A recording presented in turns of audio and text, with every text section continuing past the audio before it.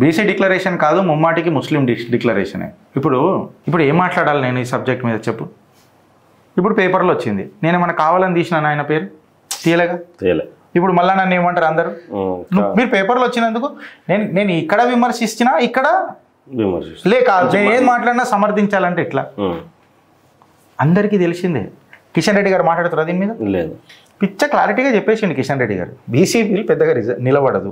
రామచంద్రరావు గారు ఆయన అయితే ప్రొఫెషనల్ అడ్వకేట్ కదా, క్లియర్ కట్గా చెప్పిండ్రు. దానికి చట్టబద్ధత లేదు ఆ చట్టానికి. సీలింగ్ సుప్రీంకోర్టు ఉన్నదబ్బా, ట్రిపుల్ టెస్ట్ పాస్ అయితే లేదు, ఎంపిరికల్ డేటా మీ దగ్గర లేదు, హిట్ కాదు, హిట్ రేషో ఉండదు అని చెప్పిన తర్వాత కూడా ఏంది అది. మళ్ళా ఆ పంచాయతీ సీఎం రమేష్లో కూడా సార్ మాట్లాడాడు. సరే ఏమైనా క్రెడిబిలిటీ ఉందా మళ్ళీ ఉందా?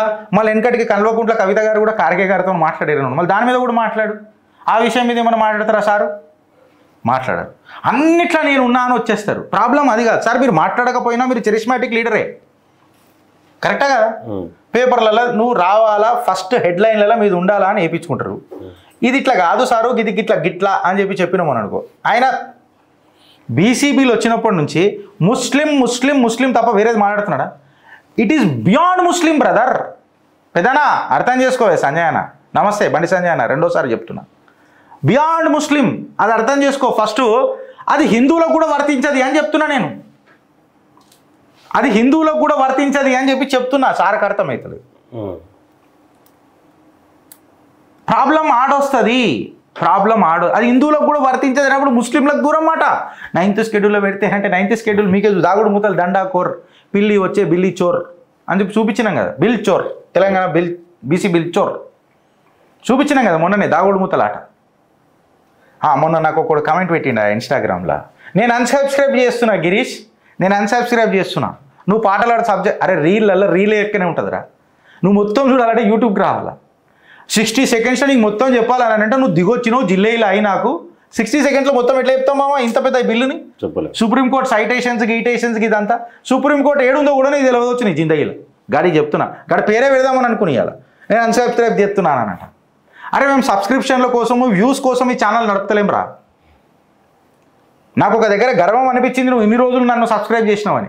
దాని తర్వాత నాకు కూడా కొంచెము చిరాకు లేచింది ఏంటంటే గీడా నన్ను సబ్స్క్రైబ్ చేసింది అని. 60 సెకండ్స్లో బీసీ బిల్లుని కూడా ఎక్స్ప్లెయిన్ చేయగలుగుతాడా అబ్బాయి ఫ్రెండ్స్? నేను ఏమంటున్నా, చేయగలుగుతాడా? నేను శంకర్ మహాదేవ్ అని కాదు, బ్రెత్లెస్ పాట పాడడానికి. కరెక్టా కదా? నా టాలెంట్ అది కాదు, కరెక్టా కదా? ఇంకొకడు పెట్టిండు, అరే నేను నా దాడి ఈయన ప్రేరేపితమే అని చెప్పి నేను ఢంకేపై చోటికి ఎదిగేలా కూడా చెప్తున్నా. అదిగా ఇన్వెస్టిగేషన్ ఏజెన్సీస్ మొత్తం ఫైల్ చేసి చెప్పాలా గిరీష్ ఆయన కాదు అంటే కాదు. కానీ దాడి చేయించుకున్న నా మీద నాకు హక్కు ఉంటుంది. ఎవడు చేయించుంటే నా మీద అని చెప్పుకునే హక్కు ఉంటుంది. నేను ఆయన ప్రేరేపితమే అని చెప్పి కంప్లైంట్లో కూడా రాసిన. ఆయన మహా న్యూస్కి సపోర్ట్ ఎత్తాడు, ఏబిఎన్కి ఎత్తాడు, అందరికి ఎత్తాడు. గిరీష్ దారమోనికి ఎందుకు చేయడని అడుగుతున్నా. ఎండల వానాల వెనక చుట్టూ మేము కూడా తిరిగినాం కదా వెనకడికి. మా అన్న మేము తిరిగినాం కదా, తిరగలేను అంటలేను కదా.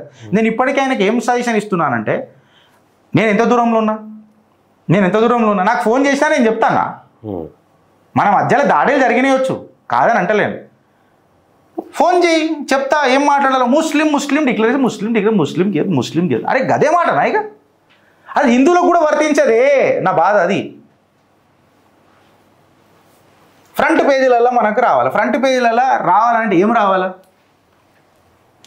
కరెక్టా కదా? నేనేమైనా తప్పు మాట్లాడినా? లేదు. నేను మిమ్మల్ని కమెంట్ రూపంలో అడుగుతున్నా ఫ్రెండ్స్. చెప్తున్నా కదా బీసీ బిల్లు సార్కి జర చెప్పుర్రి.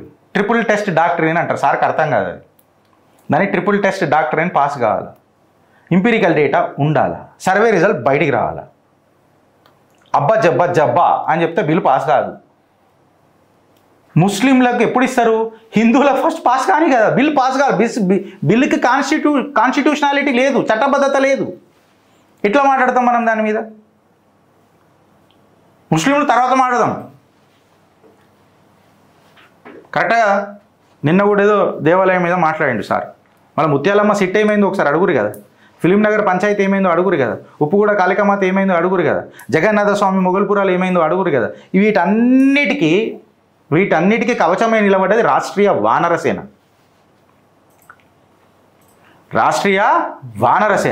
817 ఎకరాల భూమి భద్రాచల శ్రీరాముల వారిది అన్యాక్రాంతం అవుతుంటే మళ్ళా నారా చంద్రబాబు నాయుడు గారు ఆంధ్రాలో ఉన్నాయి ఆ భూములన్నీ. నారా చంద్రబాబు నాయుడు గారు ఏమైనా మాట్లాడుతురా?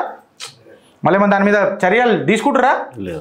కోర్టు ఆర్డర్లు ఉన్నాక కూడా look in to this matter and with utmost urgency అని చెప్పినప్పుడు కూడా మళ్ళీ ఏమైనా మాట్లాడుతురా? మళ్ళీ ఈయన మాట్లాడాలి కదా. గిరీష్ మళ్ళీ నువ్వు దీనికి ఎందుకు మాట్లాడానంటే మూబన్ కాంచాలు దేర్ హీ సై చిత్రగుప్తు దురుస్తు వస్తుంది. నేను పెద్దమ్మ తల్లి దేవాలయం గురించి మాట్లాడుతున్నా. దేర్ హీ సై దురుస్తు వస్తుంది. మీకు మీ చిత్రగుప్తు మీద నమ్మకం ఉంటే రెస్ట్ బి అష్యూర్డ్ ఫ్రెండ్స్. అమ్మ తోడు న్యాయం ఏడుందో నిజాయితీ నిజం నిప్పులెక్కెట్లుందో ఖచ్చితంగా తోడుతాం. ఏం చేయాలనో ఎట్లా పోవాలనో గాయగాయ గత్తర బ్యాచ్ కాం మేము.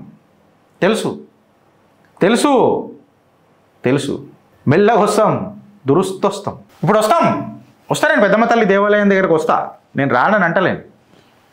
చూద్దాం కదా ఎవరెవరు కూచిపూడి ఆడతారా, భరతనాట్యం ఆడతారా, బ్రేక్ డ్యాన్స్ ఆడతారా, షేక్ డ్యాన్స్ ఆడతారా, జుంబా ఆడతారా, ఏం ఆడతారా, లాస్ట్కి ఏ సెన్సేషన్స్ ఎవడెవడికి ఏ పీల్స్ వేసుకుంటారు. సరసరాత్, సన్సనాత్, సర్ఫరాత్, బర్బరాత్, కరకరాత్, తట్టరాత్, చుల్బులాయ్, చుల్ జైసే వింటాం కదా. మేము కూడా చూస్తాం కదా. అంతా చూసిన తర్వాత మళ్ళీ గాయ గత్తర బ్యాచా లేకపోతే నిజంగానే చేయగలుగుతారా అనేది డిసైడ్ చేస్తాం కదా.